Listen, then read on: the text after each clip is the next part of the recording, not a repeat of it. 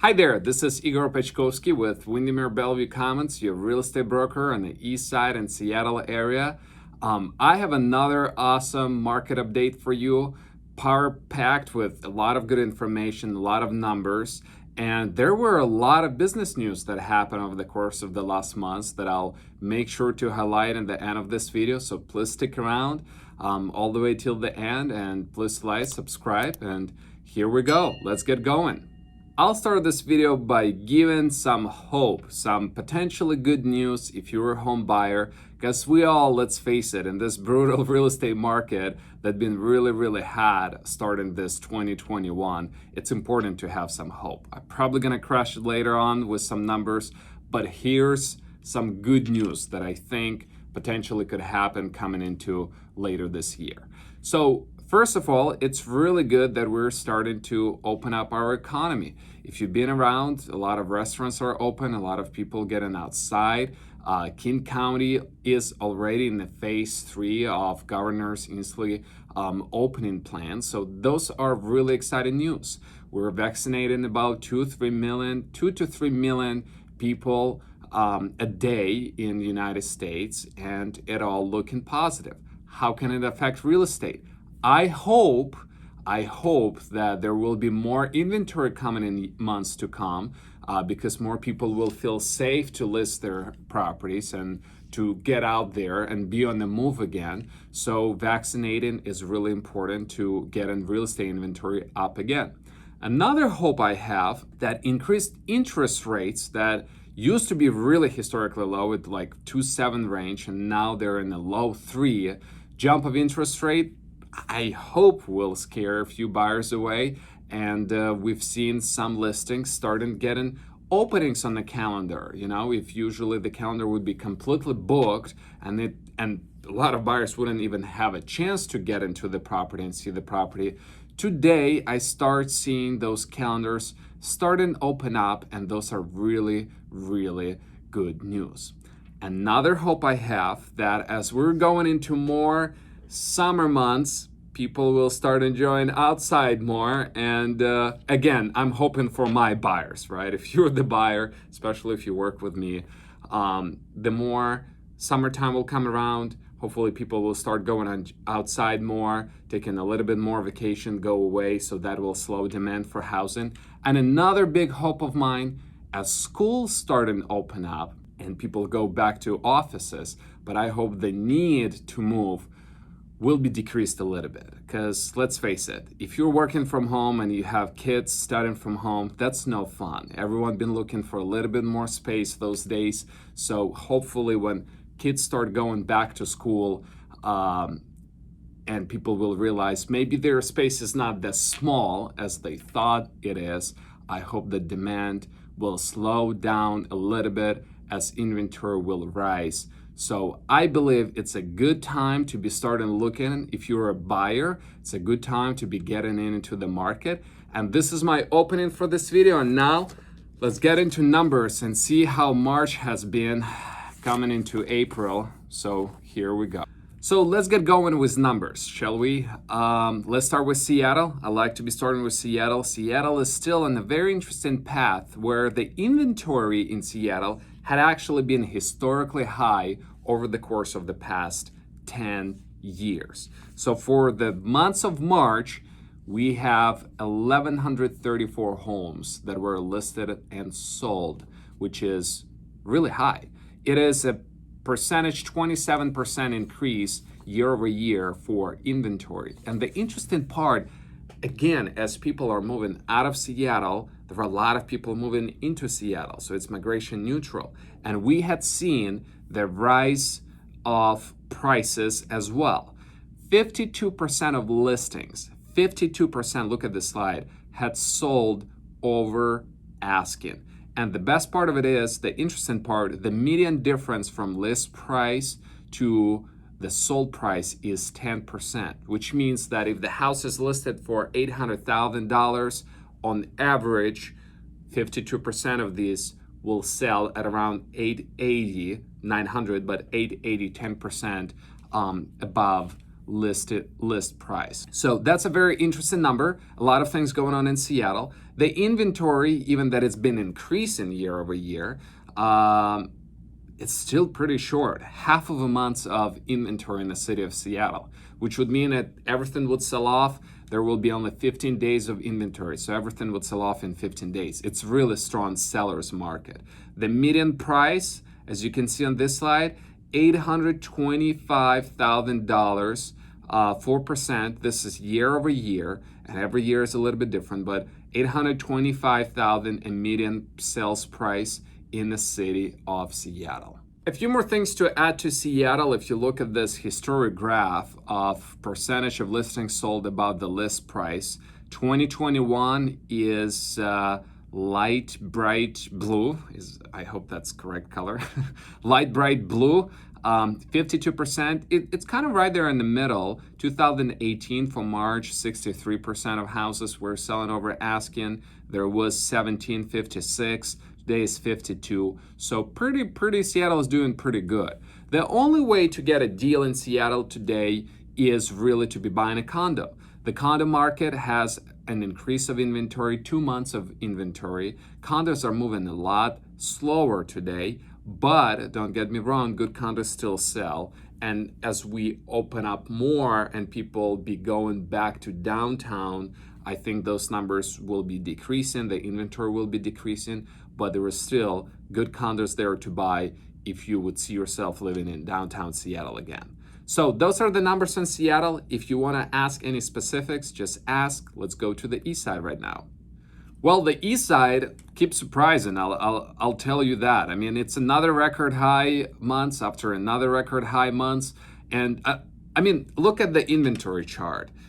Last month, we had 0.6 of a month of inventory, which I thought like, wow, that's the lowest it's ever been. So back in March, 0.2 of a month. 0.2 of a month, that's what? That's really low. I'll tell you this. I can do math right here on the spot, but it means that houses selling fast, historically fast.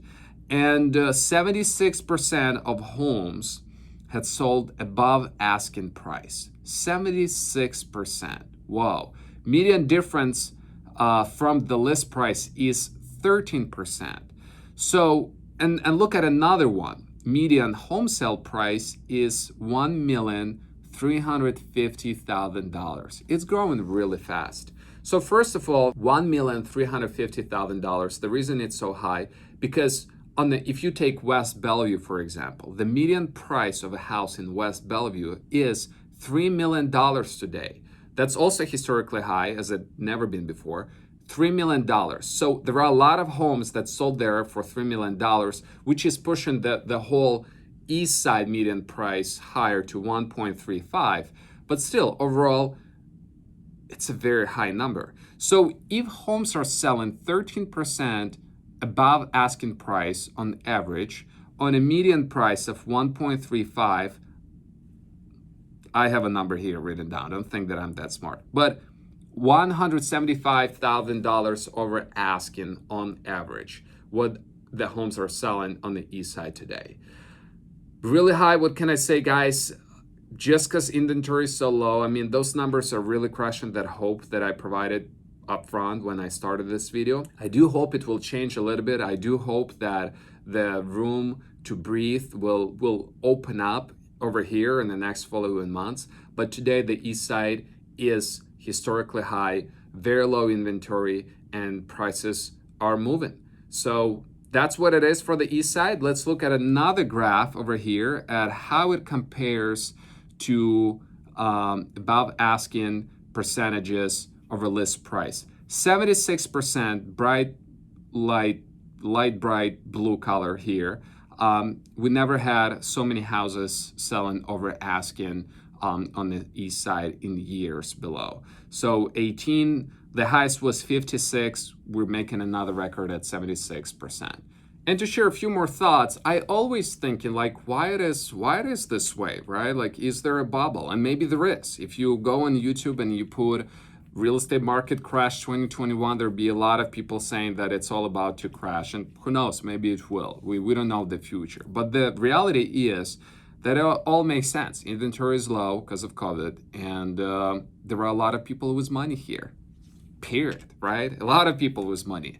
Folks are moving from California that have $500,000 cash and they get a job, they make $200,000-$300,000. They easily qualify for $1 million house. Easily, guys. I know that million sounds like a lot of money, which it is, but for people out there, it isn't. They qualify and they move this market upward.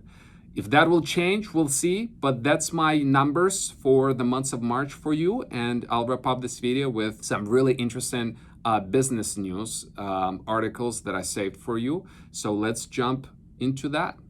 Business news. This month's a lot of business news. We'll go over it really quickly because it's kind of double of what it usually would be. A lot of articles I saved. So let's jump into it. 18-story mixed-use development in Bellevue submitted for design review. So much is going on to downtown Bellevue. We talked about it. A lot of many, like probably 12 new office buildings that are going in. It's one of them, Project 400-108, a big one. A big one. So next we have 112th Avenue corridor undergo a large transformation over the next year. 112th will transform. That's the street that is closer to the freeway. A lot of business is going in. A lot of new towers. Again, back to downtown Bellevue. Things are shaking and moving over there. Next, after $26 million land acquisition, Amazon confirms plan for a huge Arlington project. Amazon obviously added office space, but they also added warehouse space. They will be exploding in Arlington. If you don't know where Arlington is, just Google it. It's up north. That area, a lot of jobs coming. Because people are talking like, Boeing is moving out. Well, one company is closing some things, another one is open up. So Arlington, I thought it's kind of great news for Arlington area. Next, Amazon Bellevue 600 complex will house 7,000 employees, retail and a daycare center. So they already said they will, bring 24,000 employees over the course of the next following few years, and they're doing it. That's a new tower that they're building, not the first one. It's not an Expedia building that they bought. It's the one across the street. There you go. Next, Bothell Biotech real estate market stays hot with 53 million campus sale. Besides Amazon and everyone else, there are a lot of companies out there. People tend to forget how diverse our Washington employment market is. So things are happening in biotech field as well. Cars are returning to downtown Seattle and parking companies want to do more to attract them. So this article says that there is 5% increase in parking traffic in downtown Seattle already today, which is great news, which is saying that, well, now life be coming back to downtown Seattle, and it slowly does. Next, Google first US offices to reopen will be in Seattle and Kirkland. People are going back to work. Google, which employs more than 6,300 people in Seattle area, is the region's latest major tech employer, announced the opening of its offices. So things are happening. People are going back to work. Kemper proposes 4-tower expansion at Bellevue Square. That was kind of caught me by surprise. So if you've been to downtown Bellevue, right next to Macy's, where there was this big parking lot across the street from W Hotel, that parking lot will be redeveloped into 4 new towers right next to the mall. That's kind of cool. I mean, I'd be excited to see how it will turn out. Go online. There are some pictures of this project. It looks pretty neat. Next, 580 million sale. Former Macy's Seattle flagship store, now leased to Amazon, has new owners. I thought that that's pretty amazing. The former Macy's building in downtown Seattle was sold for 580 million. It just shows you a confidence that investment company KKR made this purchase. I mean, if they're buying stuff, you probably could buy a condo in Seattle as well while there are deals. But that's really good news for downtown Seattle. Hopefully it will go back to normal soon. Home builder pays record price for large Snohomish County site mired in controversy. Lennar Homes paid $24 million for 20. So long story short, the news here is that it's a record per lot sale price for the county, $214,000 per lot. They're buying land. There is not much land around here, guys, so every piece counts. Next, Mariners to welcome fans back to the ballpark, but things will be a bit different. Just good to see that sports are back and baseball is back. Super excited for that as well. Next, Microsoft to reopen its Redmond headquarters in phases. They were talking about reopening Redmond campus to employees in limited capacity March 29th. I hope that be the case and we will go back to normal. I have a few more, stick around. Seagal reveals first developer new name for massive Tequila mixed-use development. Things are happening not just in Bellevue and Bothell, but in Snohomish County, in Tequila. Huge development going on there, 250 acres, shovel-ready development property. It's pretty cool. And Tequila, I mean, South Seattle, right? So you're close to Seattle. South Seattle had been transforming, and Tequila is transforming as well. So good news. Seattle's venture capital market gets boost from big deals. The number of Seattle area deals in 2020 have grown by 14.3%. So there is still money here. There are still deals that are happening. Awesome news. And this one, Shelf Engine hunts for new office space after raising $41 million. To be honest with you, I don't know what Shelf Engine does. Probably my engineers friends from Google do. But the thing is, the purpose of this article here, there are a lot more companies out there that have 150 employees, 200 employees that just raised 41, 50 million. There are a ton of them. And they also have high paid employees and well-positioned jobs in here. Those are my news for you. It's been a lot, but there is a lot had happened over the past months. I hope you enjoyed it. And we'll wrap up with this. Thank you again for watching. I know it's been a long market update. There are a lot of things are happening on the east side.